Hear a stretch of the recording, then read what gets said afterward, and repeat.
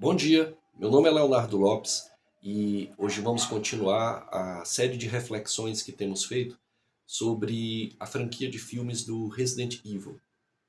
Estamos tratando aí nos últimos vídeos dos filmes. O nosso foco aqui é exclusivamente a parte cinematográfica, não fazemos quase nenhuma alusão aqui aos games, mas unicamente aos filmes. E aí chegamos aqui nesse ponto ao Resident Evil 4, quarto filme da série, que apareceu em 2010. Então ele marcou aí um tempo específico de 8 anos de gravações desde o primeiro filme, que foi o Hóspede Maldito, passando ali pelo Apocalipse e pelo Extinção. E aí 8 anos depois chegou esse que é o quarto filme da série, que em inglês chama Afterlife. Em português ele foi traduzido como Recomeço. Eu particularmente não gosto muito dessa tradução e o Afterlife ele parece mais apropriado no sentido de dizer que existe um novo tipo de vida. Isso vai aparecendo com os experimentos da Umbrella com o vírus T. Isso aparece nos personagens da Alice, do Wesker e nos próprios zumbis, né? Mas, de qualquer forma, foi traduzido para o português como Recomeço. Esse filme ele segue uma linearidade, ele mantém o foco dos últimos filmes. Como eu tratei aqui nos últimos vídeos, o primeiro e segundo filme eles formam uma unidade. No primeiro filme você tem a infecção laboratorial. No segundo filme você tem a decorrência disso na cidade, Raccoon City, né? O terceiro filme ele já parte não mais de um apocalipse, que aliás é o nome do segundo filme, mais para um pós-apocalipse.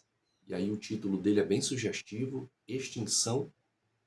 E esse quarto filme, ele dá a entender que começa a ocorrer uma dinâmica de equilíbrio entre os seres mesmo, que seres zumbis, ou seres como a Alice, ou o Wesker, que é o antagonista, que tem uma relação de evolução, digamos assim, com o vírus T.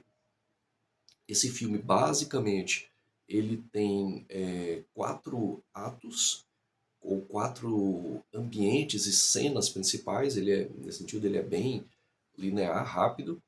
A primeira delas é quando os clones da Alice invadem aquela colmeia. E aí é interessante como ao longo dos filmes, esse tipo de colmeia da Umbrella, ela vai se mostrando cada vez mais gigantesca, né? Comparado ao primeiro filme. Mas então esses clones da Alice, eles invadem essa nova colmeia, digamos assim, que era onde eles estavam coordenando, o Wesker, estavam coordenando a Umbrella, né? O Wesker, ele é diferente aqui dos games.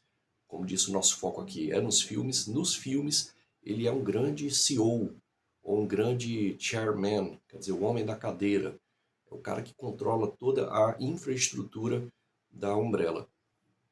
E o começo do filme, ele tem essa tentativa dos clones da Alice, né, um exército de hélices, de tentar desbancar ali esse CEO, que é o Wesker, né? Ocorre uma falha, elas não conseguem. Essa cena inicial, inclusive, ela tem uma das cenas mais interessantes que eu conheço de abertura de filmes de zumbi, que é aliás, a música aqui, a parte sonora é um show à parte desse filme. O filme ele traz também novas tecnologias, ele é de 2010, tem aí já 15 anos mais ou menos, né? Ele traz novas tecnologias de câmera, de filmagem, edição de som, e isso dá toda uma espécie de cereja no bolo.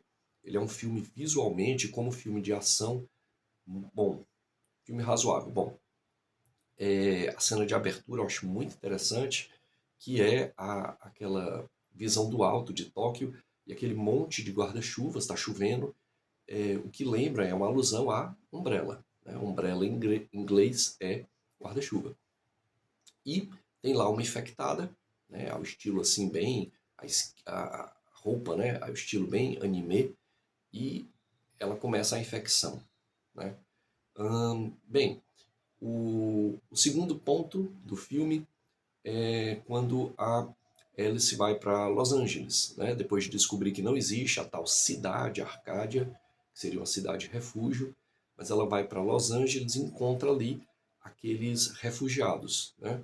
Aqueles sobreviventes. E aí tem os personagens que vão aparecendo ali como secundários, mas ao mesmo tempo com alguma proeminência. Principalmente o irmão da Claire Redfield, né? Então tem esse segundo momento. Ali ocorrem várias situações, tem a participação aqui do personagem do Carrasco, que é também algo, é um dos pontos fortes desse filme. O Carrasco, ele é gigantesco, com um martelo gigante, e ele enfrenta ali a Claire e a Alice, né? Foi uma luta que ficou muito bem feita, ela ocorre em meio a um ambiente de água, né? Porque era um ambiente de banheiro, é a Citadel, né? É uma cidade, prisão, né? Onde eles estão refugiados. E aí é muito interessante a luta que tem lá com o X-Men, né? O Homem do Martelo, ou também conhecido como Carrasco, que é uma alusão também a um personagem dos games, que, se não me falha a memória, aparece no quinto jogo, isso lá nos games, né? Mas é muito interessante, é um dos pontos altos desse filme. E depois eles vão para Arcádia, que é o último ponto do filme, aonde o que ocorre é que Arcádia era um navio, na verdade, não era uma cidade. E que o Wesker tinha mudado toda a estrutura da Umbrella para lá para fazer experimentos. O que é interessante nesses filmes é que ele não fica parado só no zumbi clássico, mas é um zumbi que vem a partir de um vírus e, ao longo dos filmes, mostra que a Umbrella vai fazendo uma série gigantesca de experimentos. Isso vai ocasionando mutações, vai ocasionando evoluções do vírus e modificando os personagens. Então não fica naquela mesmice. Talvez por isso aqui, 2010, a franquia conseguiu atingir já aí 8 anos com relativa tranquilidade. Então lá eles enfrentam o Wesker, que, como disse, é um personagem que nos jogos ele é um renegado da Umbrella. Aqui não, aqui ele é o grande chairman, é o grande CEO da empresa, né? Ele que controla. E ali ele enfrenta a Alice e os irmãos Redfield. E perde, é derrotado, né?